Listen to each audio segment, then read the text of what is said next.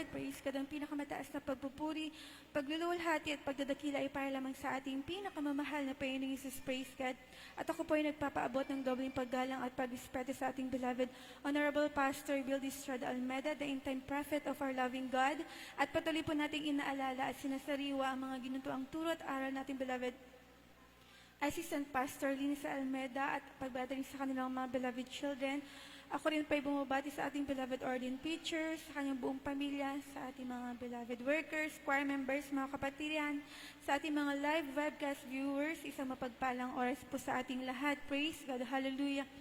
Napapasalamat po ako sa ating pinakamamahal na Panginoong Jesus muli sa pagkakataong ibinigay niya sa akin upang ibahagi sa inyo mga kabutihan ginawa natin pinakamamahal na Panginoong Jesus. Pagamat ito po ay hindi na po bago sa inyong mga pandinig, pero isang mabuting bagay ang paulit-ulit na pasalamatan ang kadakilaan ng ating pinakamamahal na Panginoong Jesus. Praise God. Napapasalamat po ako sa ating pinakamamahal na Panginoon dahil talagang hindi man po kami karapat-dapat mga minamahal. Isa po kami sa tinawag ng ating pinakamamahal na Panginoon upang maglingkod sa kanyang banal na ubasan. Praise God.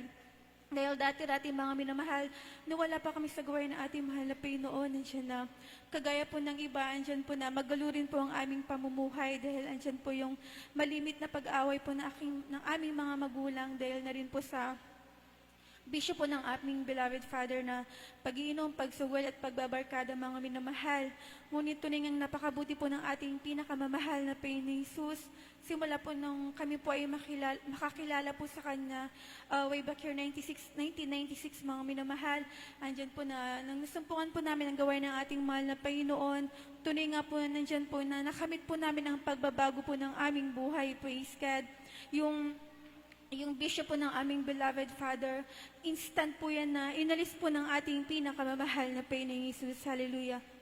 Ganon din po mga minamahal, meron din po kaming taglay na karamdaman, meron pong asma yung aming pong pangalan na kapatid, meron kaming bronchopneumonia ng aking kakambal. Ngunit napakabuti ng ating pinakamamahal na Panginoong Jesus. Praise God. Simula po na maglingkod po kami sa Kanya, tinanggap po namin ang bautismo sa tubig sa pangalan ng ating dakilang Diyos. Andyan po mga minamahal na pinagaling niya po ang aming mga karamdaman. Hallelujah. Ay pinapasalamatan ko yan ang ating pinakamamahal na Panginoong Jesus, mga minamahal, dahil andyan po tunay nga po na nung kami pa po ay baguhan sa gawain ng ating pinakamamahal na Panginoong Jesus, tunay nga na marami din po kaming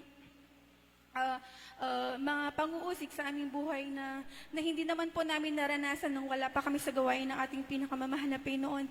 Na nung time na wala pa kami sa mahal na Panginoon, nandiyan na kahit anong gawin po namin ng aking mga magulang, wala naman pong naninita, wala naman pong umuusig sa amin. Ngunit tunay nga po na pag nasumpungan mo ang buong katotohanan, nandiyan na kikilos ang ating pinakamamahal na Panginoong Jesus. Nandiyan po na nakikita po talaga nila na andyan po yung pagbabago po ng aming buhay. Nandiyan na napatunayan po namin na dahil po sa mga pag-uusig na yan, napatunayan po namin na totoo ang ministeryo na pinaglilingkuran po namin. Praise God. Hallelujah. Salamat po sa ating pinakamamahal na Panginoon sa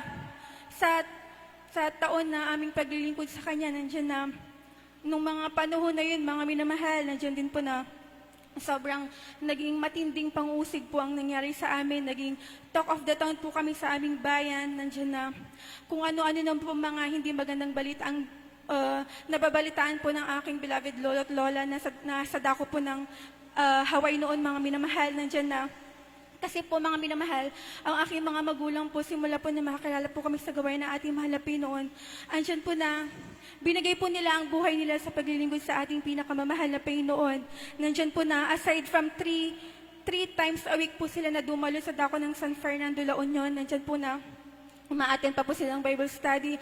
Ang aking beloved mother po, nandyan po yung paghahayo niya, mga minamahal. Kumbaga, wala na po siyang time sa aming mga magkakapatid dahil nandyan po na nakafocus po sila sa gawain ng ating pinakamamahal na Panginoon. Kaya kung ano-ano po yung mga nakakarating po doon na balita, nandiyan, ngunit salamat po sa ating pinakamamahal na Panginoon dahil nandiyan sa patuloy po namin pagsusumamo, nandiyan po na nagpupuri po kami umaga at gabi mga minamahal. Nandiyan na sabi namin, mahal ng Panginoon, ikaw na lang po ang bahala, praise God. At nandiyan sa habang tumatagal po kami sa paglilingkod sa ating dakilang Diyos, nandiyan po na lahat po yan, inalis po ng ating pinakamamahal na Panginoon. At nandyan po na yung mga kapitbahay, yung mga nanguusig po sa amin, nandyan po na napatunayan po nila kung gaano kabuti ang ating pinakamamahal na Panginoong Hesus sa aming buhay. Praise God. Kaya salamat po sa ating pinakamamahal na Panginoong Hesus. Nandyan po na pinapasalamatan ko yan ang ating pinakamamahal na Panginoon dahil hindi man po kami karapat-dapat, nandyan na sa murang edad po namin mga minamahal na 9 years old pa lang po kami nakakalala sa ating mahal na Panginoon. Nandyan na tinuruan na po kami magpuri ng ating pinakamamahal na Panginoon Jesus. Alam niyo po mga minamahal, nung wala pa kami sa gawain ng ating mahal na Panginoon, kami pong magkakapatid ay active po sa school, sa mga festahan, ganyan na kinukuha po kami na mag-intermission number sa mga barangay festa po doon sa amin. Ngunit na nakakilala po kami sa ating pinakamamahal na Panginoon. Talagang totally po mga minamahal na iniwanan po namin yung gawain na yan, mga gawain na makasalibutan mga minamahal. Kaya andyan po na pinagpapasalamat ko sa ating pinakamamahal na Panginoon na habang po kami ay lumalaki, nagdadalaga hanggang sa kami po ay magkaasawa mga minamahal. Andyan po na tangi lang pong nakatuon ang aming buhay sa pagdalo, bahay at eskwela lang po mga minamahal. Nandiyan na hindi po namin naranasan ng mamuhay bilang sa sanlibutan. Kaya isa po yan sa pinapasalamatin namin sa ating pinakamamahal na Panginoon dahil na rin po sa gabay po ng aming mga magulang. Nandiyan po na nanatili po kami sa gawain ng ating pinakamamahal na Panginoon na hindi man po kami karapat-dapat hanggang ngayon po ay ginagamit pa rin niya kami bilang mga awit sa kanyang banal na ubasan. Praise God. Hallelujah. Andyan din po mga minamahal, nung kami din po ay, nung kabataan din po namin mga minamahal, magmula po ng elementary, high school hanggang mag-college po kami mga minamahal. Andyan po yung pagkilos po ng ating pinakamamahal na Panginoon sa aming buhay. Dahil noong mga time na yun mga minamahal, pag may mga activities sa school na tunay nga po na, dahil nga po, minsan ang sinasabi po nila kailangan lahat salihan dahil pag hindi sumali makaka-apekto sa mga grades po namin. Ngunit sadyang napakabuti ng ating pinakamamahal na Panginoon. Basta't unahin at ipaglaban ng kalooban ng ating pinakamamahal na Panginoon Jesus, wala pong imposible sa Kanya mga minamahal. Andyan po na pinapasalamatan ko po na andyan po yung aming beloved Father na hindi po siya nahihiya mga minamahal na pag may mga ganun na activities, siya po ay pumupunta sa school namin para kausapin yung principal, yung dean po namin hanggang sa mag-college po kami. Talagang napakabuti po ng ating pinakamamahal na Panginoong Jesus na andyan po na ginabayan niya po kami spiritually na sa ganun. Makayanan po namin, mapaglabanan po namin at hindi man po karapat-dapat ay masunod po namin ang kalooban ng ating pinakamamahal na Panginoong Hesus sa abot ng aming makakaya. Kaya salamat po sa ating pinakamamahal na Panginoong Hesus. Nandiyan din po pinapasalamatan ko rin pong ating pinakamamahal na Panginoon dahil kami din po mga pagkakapatid ay natapos din po sa aming college degree mga minamahal na sa pamagitan lang po ng tulong ng ating pinakamamahal na Panginoong Hesus.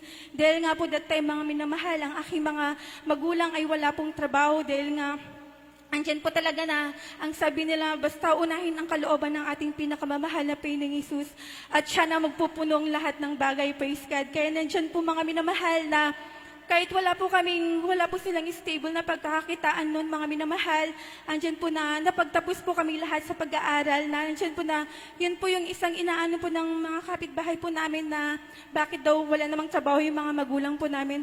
Pero bakit parang hindi kami nahihirapan sa buhay?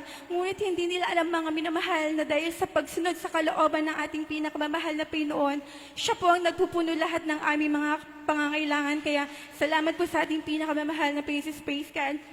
Ganyan din po mga minamahal, nung ako din po ay nag-take po ng aking board exam, noong mga time na yun mga minamahal, hindi na rin po ako nag-review dahil nagtrabaho na po ako mga minamahal.